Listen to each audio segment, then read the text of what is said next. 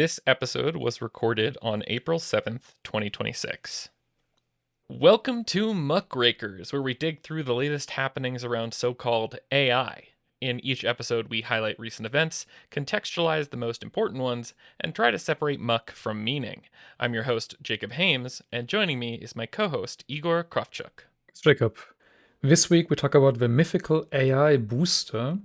However, before we go into that, we need to talk about what the world's two most preeminent AI booster companies have been up to, where it's been a pretty bad week for OpenAI. There's been an expose on its CEO, dips in secondary market interest in the company, and everyone switching to Anthropic. And the CFO publicly disagreeing with the CEO on the IPO timing. And for Anthropic, their whole crown jewel of Claude Code got leaked, and everybody's making fun of it. So we'll put some good old snarky analysis into the show notes for you guys to enjoy. Yeah, does anyone have, as far as you've seen, like a good hypothesis as to how that happened? Is it just that like they're running Cloud Code and just like not paying attention to the outputs, or like what is going on there? Why? We will get in, we will get into how earnest Anthropic is, and I think we talked about this in our like world models and inferring intent episode. That like Anthropic is like drinking the Kool-Aid, like they be vibe coding and they vibe code the vibe code. I just finished a thing that helped me realize that at least my Claude Code sends a refresh request for OAuth authentication every 300 milliseconds. And I'm still not sure if that is because I fucked up a configuration or they just be vibe coding. But after seeing the code dump, I think it's the second one. Yeah, there can't be any However, consequences to that, right? I'm Oh, sure oh it'll well, be only fine. only the one that we saw just this past week, which open sourced a industry lead, right? You know who also keeps saying that things are fine? Who who are you referring to this time? AI boosters. Yes. Okay. So I was still on the fun stuff. Today we're going to be doing something slightly different than normal, which is a little bit more, I guess, opinion forward, based on our sort of taxonomy understanding of the types of boosters. Like what I will only be presenting fantastic AI facts. boosters and where to find them. And that's the thing to know here. Yeah, Igor's only presenting facts. I'm only presenting, I don't know, ill-informed questions or whatever. But the core is going to be that, and then obviously grounded in our experiences. And we'll just sort of walk through it because we have found it particularly helpful to be able to distinguish between these different types of boosters.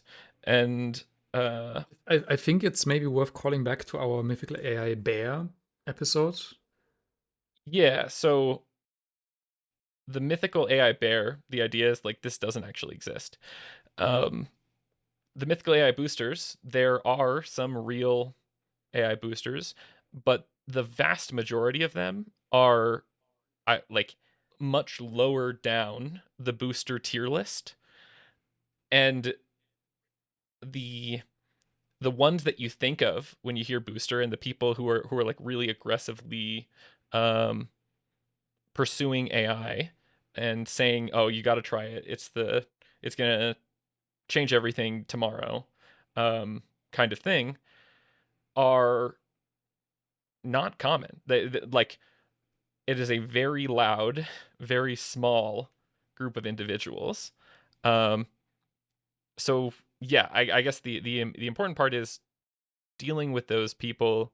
Um, Not all people who are AI boosters, or who are pro AI, or think AI is has positive impacts and may not even necessarily be pro AI, are AI boosters, and I think that is missed oftentimes. So it's worth calling out, and that's sort of It's what we're. missed it's missed in our bubble, and it makes a difference in the sense of like, you know, as AI skeptics, AI critics, AI haters, enthusiasts of AI who actually wish we could talk more rationally about it, however you want to call us. In our bubble, there is sometimes the temptation to treat everyone as one binarized mass of like you're either against AI or pro AI. And depending on what you want to achieve, that's not helpful because if you want to, for example, diminish the impact of AI on the environment, then talking to the first specimen on our tier list, the genuine enthusiast, the same way you talk to the ones that come later, will basically leave potential for convincing that person on the table. That's why it's worth distinguishing it. And this might be very obvious for some people, but I've learned that spelling things out explicitly can be helpful. Yeah, I mean, even for us as well, right? Like it's useful to be able to point to this and say, oh, you want to know my opinion about XYZ? Well, go check out this podcast episode. It's gonna be more direct and clean than uh, what I could reiterate to you off the top of my head right now. Um, Now, the most important question before we start is, of course, if this is a tier list, do we start at S tier and go down, or do we start at F tier and go up? okay, well, I feel like you definitely start at F tier, which then makes me think that we need to start the opposite way that we initially planned. Um, but maybe just because I don't like the extremely bought in side of the tier list, which I would like, the further bought in you go, the worse you get in my eyes. But I think you could frame it either way here. So And let's say we start in A tier, with S tier being like the pure rational thinker and moral S tier agent. is us. Let's be real. S No, tier is no, no, no, no, no, S no. tier is me. I Yes, yeah, okay. Like I'm the best. S tier is Jacob, while I am dawdling somewhere with the first specimen, the genuine enthusiast, hopefully in A tier. And the genuine enthusiast would be like either like a non-technical user, somebody who is just like using AI and happy about it, and maybe somebody who always thought, oh, computers aren't for me, and now they have like Cloud Code Web for $20 a month for now, and they can do stuff with it, and it can like chain together like the 5 APIs that they need to use for work and do the data entry stuff that they always had to do, and they can just do whatever actually useful job they're doing, like being a plumber, like unlike us who just sit in front of computers and type stuff or talk into microphones, like some people actually have shit to do. And for them, AI is pretty rad. Or like blind So, people who can see suddenly. well, C asterisk, have an easier time getting around, at least. Yeah, but But massively easier. yes, yes. I just mean like it's not. Anyways, um, this group of people are like doing this engagement in good faith. I think is an important thing to say, and all the downsides are indirect, right? So all the major downsides of use in this way, like relatively minimal, um, not extensive by any means, um, are you know the fact that it's normalizing plagiarism and sort of implicitly allowing uh, these companies to get away with that. But like literally everyone is doing that, and it similar to similarly to like pollution, for example.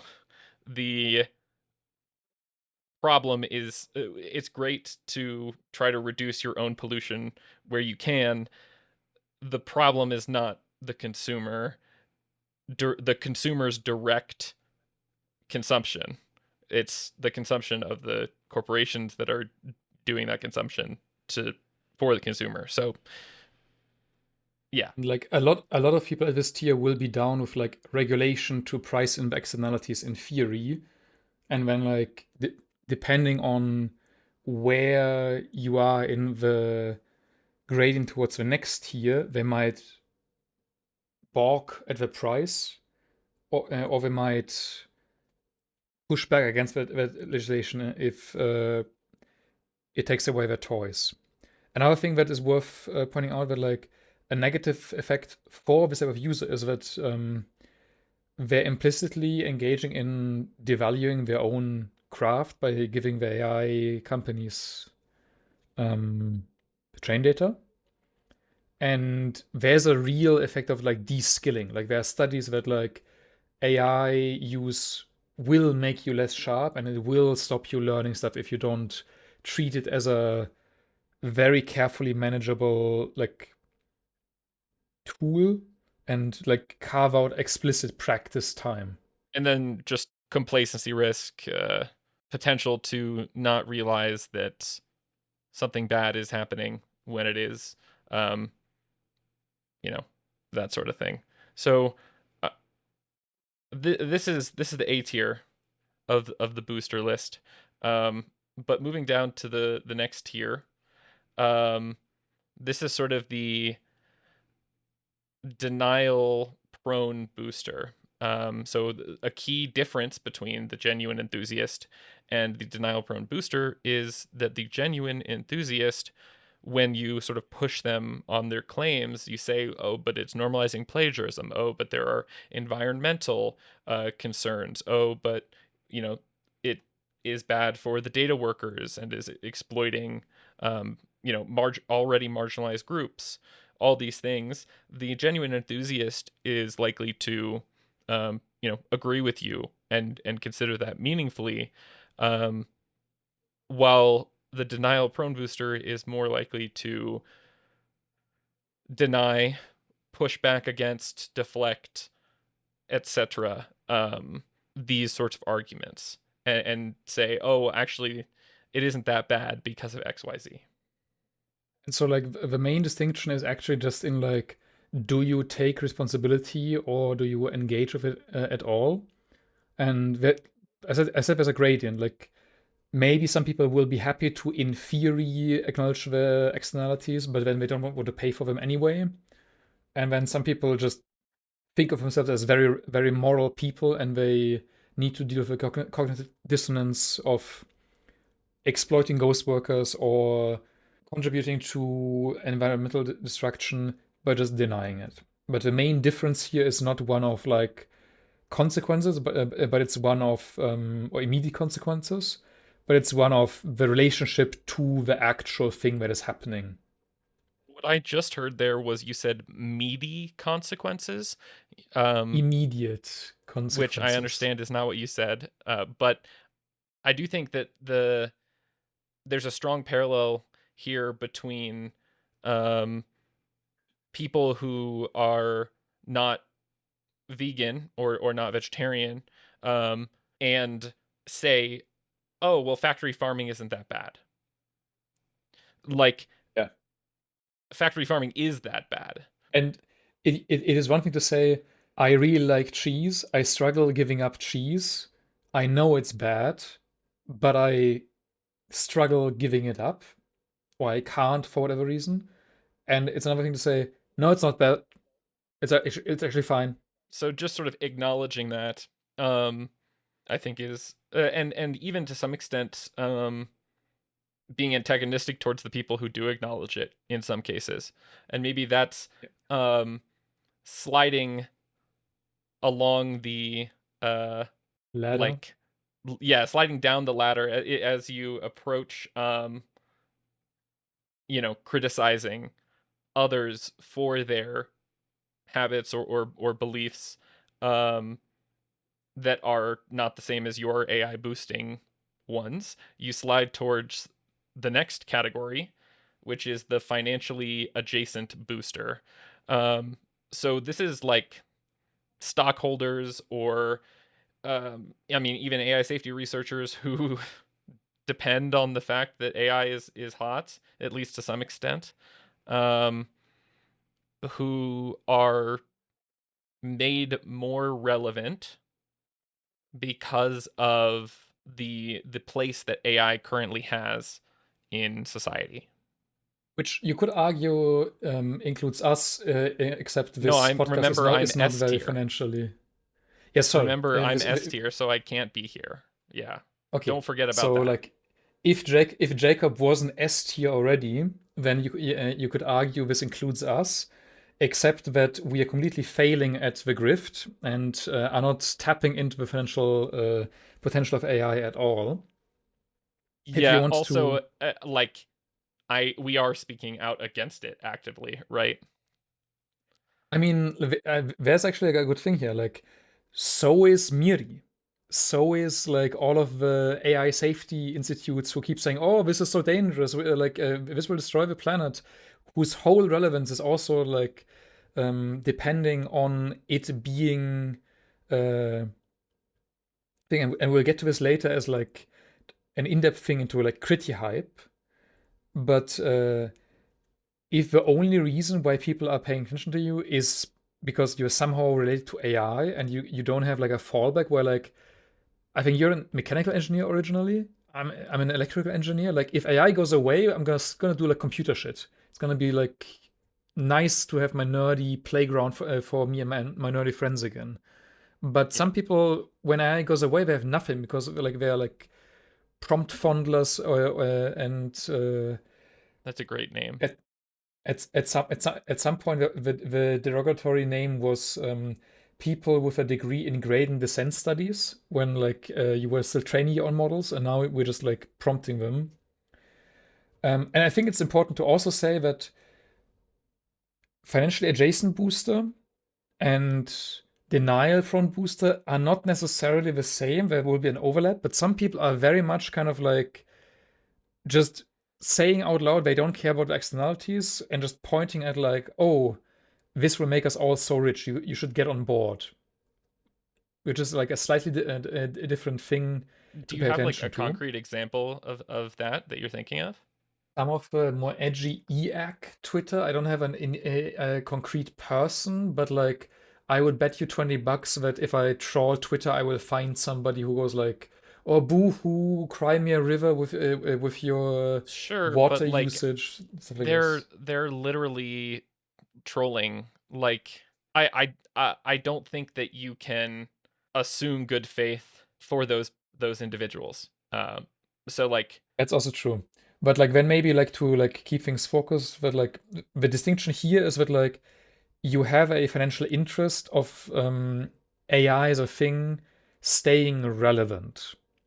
And this can also be if you're a consultant selling the services, or you're just like using it and you want to have it still be legitimate as a user. So like there was a thing a while ago of people complaining about the stigma of AI usage, where we should destigmatize AI usage and we shouldn't shame people for using AI for coding and contributing their slop to open source models. And like, of course, we should. Like, we should all be ashamed of doing like sloppy things. You can do things because they're economically useful, but still be ashamed of them. Like, it's not art that we're doing here. I mean, yeah, here we are doing art because this is S tier podcast, but like, thank you. I agree.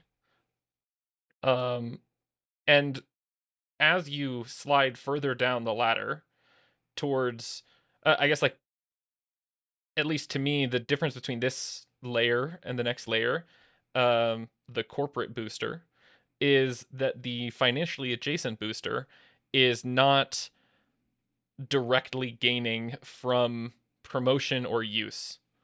Um, it is a secondary effect, right? If it were to go away, if AI were to become less relevant, then that would have a negative consequence on their, job prospects, basically.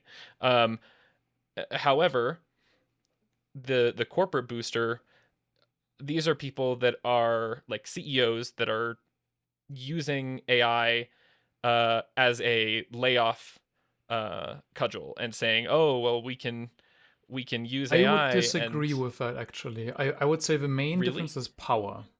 Because like what I said is like epoch, if AI becomes irrelevant, they all have to basically like pivot into completely new jobs. Like I don't think yeah. So it's the ability to impose your AI use onto other people. like using AI as a tool for power as well. Like both of these things, kind of like where the previous tiers are all like recipients of AI in one way or another.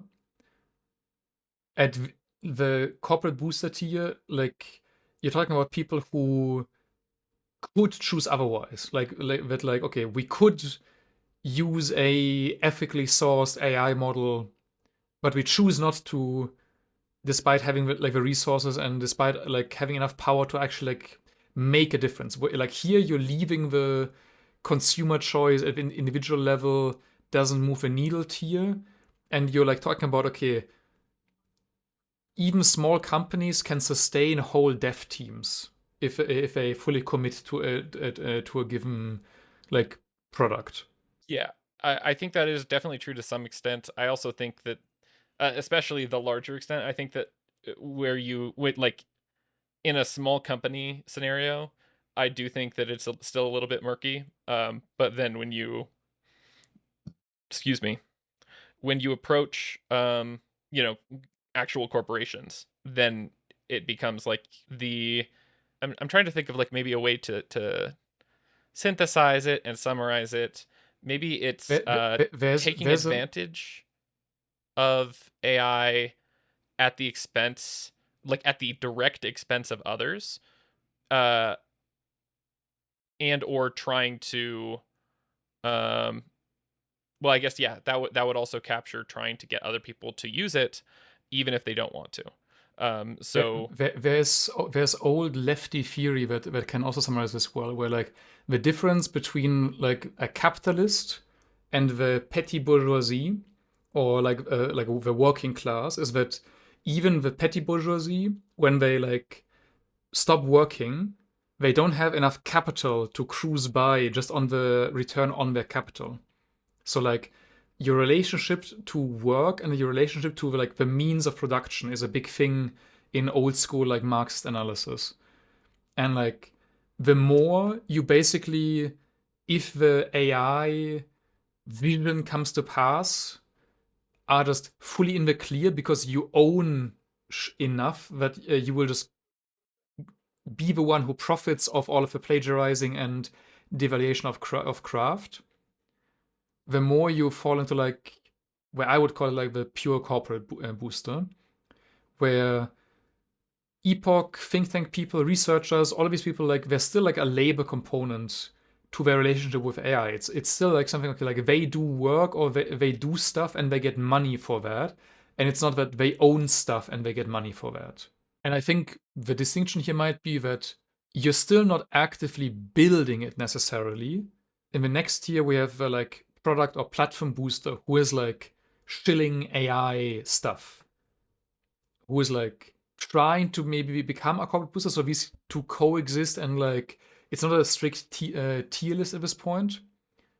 But like if you're actively building something that like normalizes AI systems, that tries to also like argue that this is totally fine, uh, you can just lovable prompt your product and you don't need any security knowledge and you don't need any database engineer.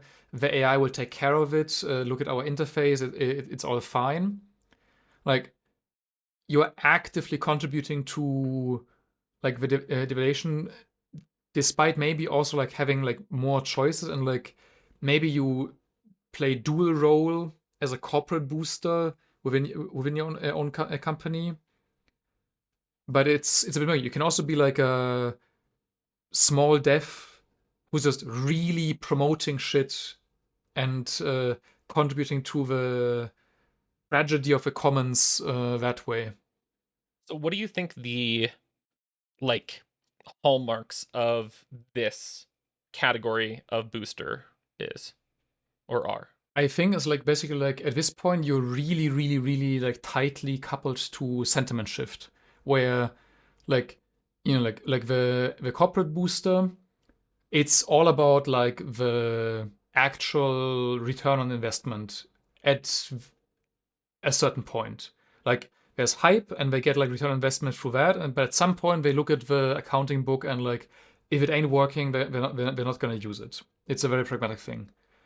But if it becomes the same thing, if like people don't like AI, your product gets useless, then you're now actively coupled to the fate. And this is beyond the financial adjacent booster, where it was like if AI gets more relevant, you get more jobs, or like you become more relevant. Here it's like a direct connection to your economics, like survival and your own ability to exert power.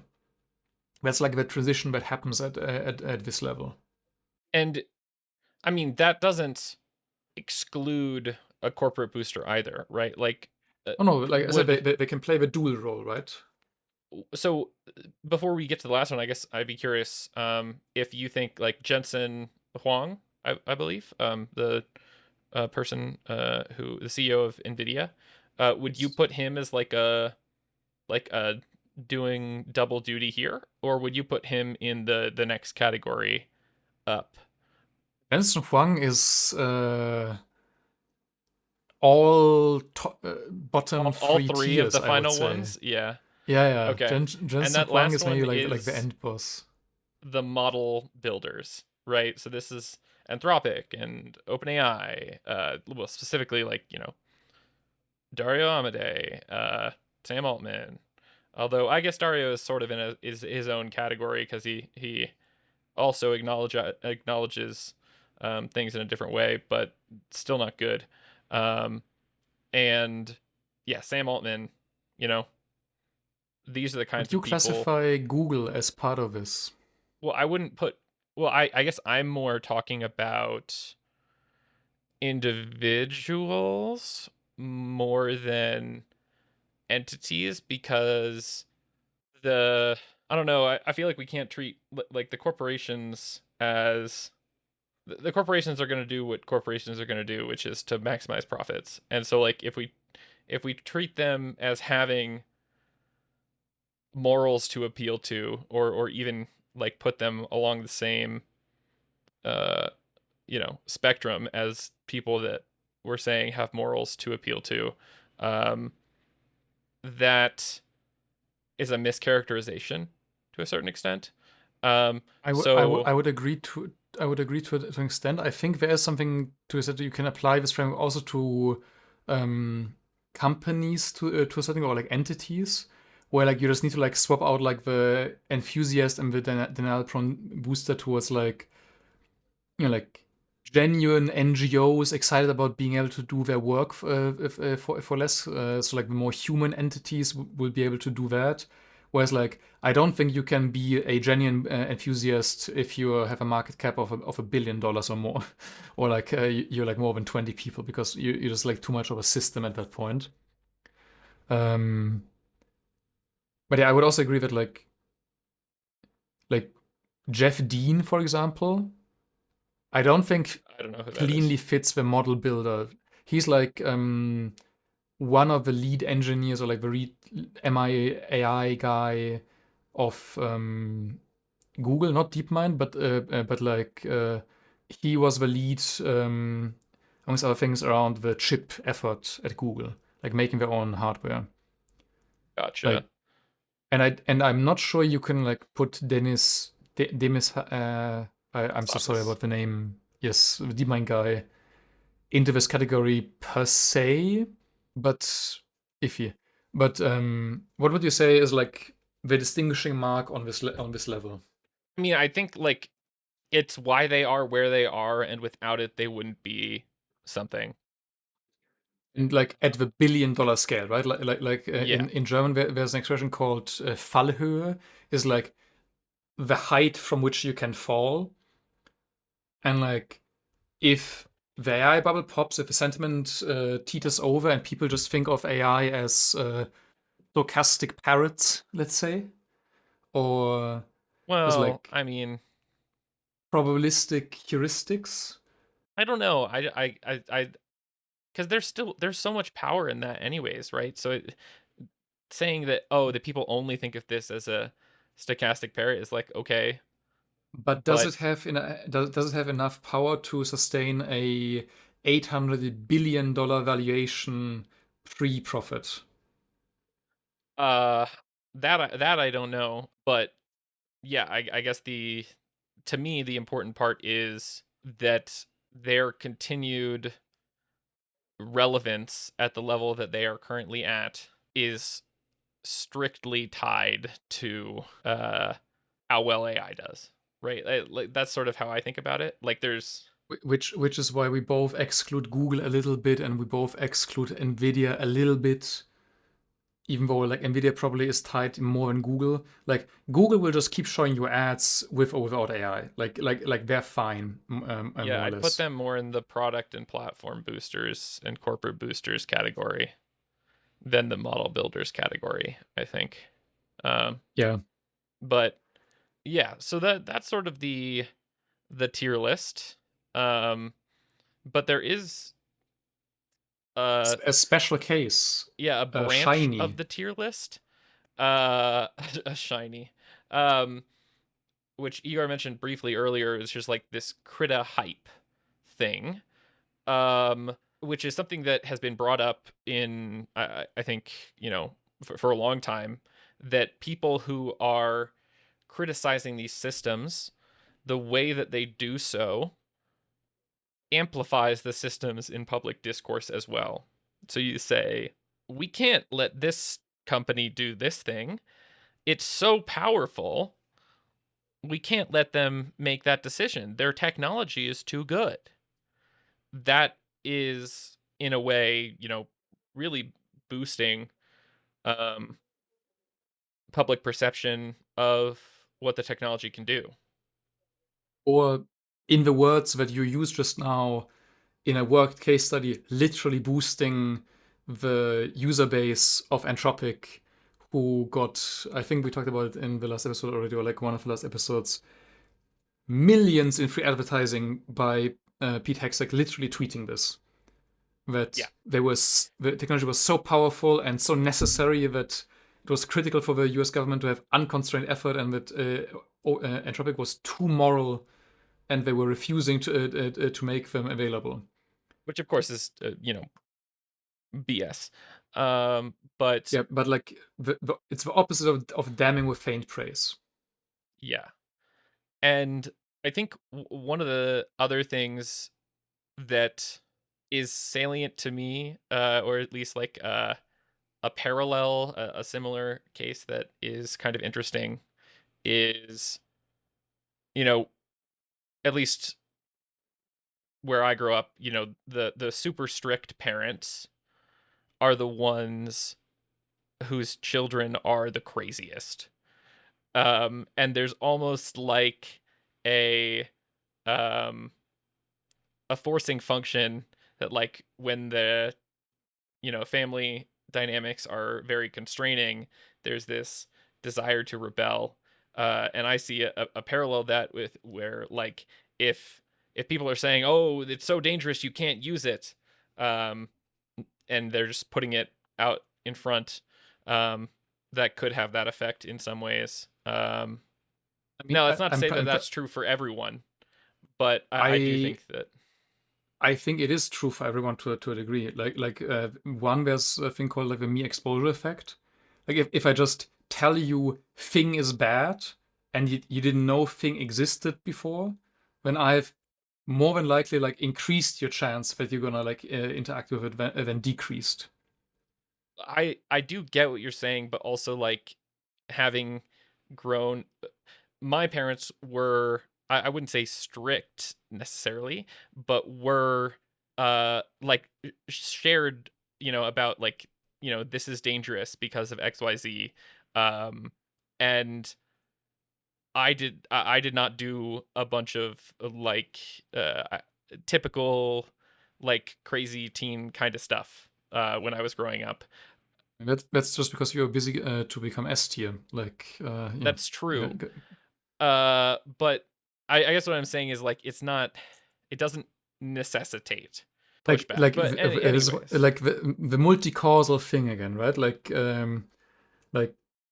I think people underestimate how much this plays into effect, and I will bet money that like the only reason why Anthropic is talking about mythos right now on the corporate level, where I think the individuals involved, they all have like good faith things, but the reason why Anthropic at the corporate level is basically like teasing us with a preview on the latest AI model, where they're basically saying, this is so good, we're not going to make it available to you guys, is the same playbook that OpenAI did when they started, is exactly this. And it works. People are talking about it. People are like chomping at the bits to get access to it already. yeah, I mean they Uh, literally announced it like a couple hours ago, and you're talking about it right now. So yes, it works. It works. see, I'm out here not knowing that happened until you brought it up, and that's why I'm S tier. Um, so getting back to this mythical framing, um, the reason that we wanted to bring up, the mythical AI booster and sort of pair it with the previous episode, the mythical AI bear, is because these top, or I guess like last final three tiers of booster, I feel like that's what people think of when they're thinking about an AI booster. Someone who's like all in, really dedicated and bought into the idea that this is going to be um, not just transformational, but like imminently transformational in a way that no one could possibly predict. Um, I would include the loud and annoying ones of like the first three tiers, who are like the proletariat boosters as well. okay, You know, but then like the tech bros, the Twitter bros, the people who keep going on about it. yeah, I guess if we're including portions of each of the people on our tier list, then it's like, why do we have the tier list, right? It's a framing device. This is where we break the fourth wall and we admit that this is a podcast and we're trying to do educational things here. But I think Here I mythical was should, thinking that we were serious about the tier list the whole time because I missed here. well, you have a vested interest in the tier list then. Um, Shit. I think a distinction between the mythical booster and the mythical bear is that bears actually try to avoid you and they're kind of hard to catch and hard to find. Whereas like the thing with a booster is like the true booster is very rare. It's the vast minority of people are the annoying, loud, and like the people that people think of as booster. But do you know why people think of them so much? Because they're loud. They're loud as fuck, and they will make sure that you will hear of them. So like, if the mythical bear is like the like gentle creature that tries to hide in the forest and can't be seen, like the mythical aspect of the eye booster is more like the mythical Pokemon that like is very flashy and showy and has a shiny hologram card. Uh, and I think like it still carries its weight. That still means that like most people that you encounter, like you should presume good faith, despite what Jacob said. Like if somebody seems like they're denial from booster, like as much as you can, having patience and kind of like trying to find ways of like onboarding them onto the actual acknowledgement externalities works out much more often than you would think if you're like able to tolerate it. And the main point I would say is like, depending on what your goals are and who you're talking to, change your tactics. Like, Okay. obviously, like So like how the, how does that actually apply like concretely in this taxonomy? for the enthusiast, if they're genuinely talk about some stuff that like you can back up as being like bad and like they will probably connect with it. Like one thing that is insidious is that there's like propaganda around the water usage right now, where there there might have been a miscalculation in, I think, Karen House or Ho's book, and people are using that to basically deflect the whole topic of water usage in data centers, despite it being a thing, even if it might not be as bad as it was initially reported. But if you keep it grounded and you keep it genuine, the genuine enthusiast will engage. With the denial from booster, probably not. You need to like first kind of like lever them out of whatever makes them be in denial. Maybe they're scared. Maybe they're like a senior dev who's trying to do like a career switch, and like ageism is a thing in software, and they're worried about like losing their job before retiring, but they still have like a kid to feed. So like you can't be as genuine with them. You need to kind of like understand why are they denial prone. Same thing for a financial adjacent booster. If they're more on the human side, understanding why they're coupled to that, and like maybe trying to find ways out of the financial trap, or like talking to them about how um, they are becoming serfs to a certain degree, or they're losing their editorial freedom, or whatever can work. For the corporate booster, maybe you need to go hard on the business talk yourself and talk about like alternative funding mechanisms that are actually much more likely to go over in your market. So like I'm from Germany. In Germany, we have a thing that could be a viable model, alternative model for funding or like licensing copyright materials, where every USB stick that is sold in Germany has a small, not a tax, but like a fee on it that is collected by the various like copyright associations that basically you can sign up with. And then every time one of your copyrighted works gets used, you get a small piece of a pot of all of those USB sticks and the printers and the copiers and hard drives that are sold. And there's millions of dollars every year that are redistributed through the market like this. And we could do this for AI.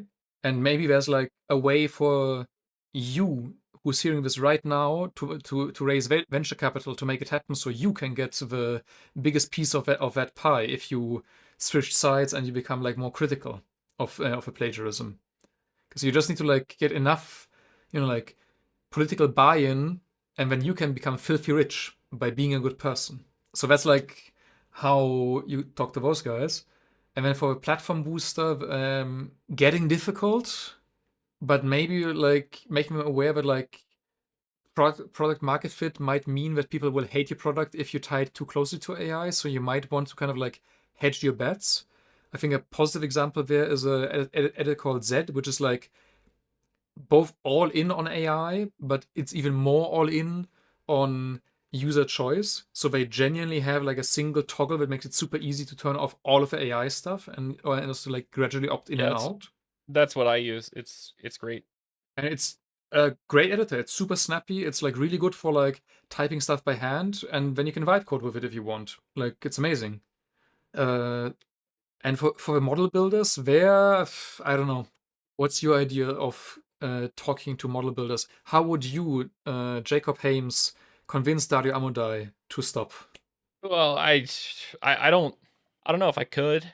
Um, But you're S tier. yeah, but just with regards to this tier list, not with regards to being able to convince people of things. I don't know. I don't know if there is a way to convince these people um in a conversation, right? Like it I mean, most of the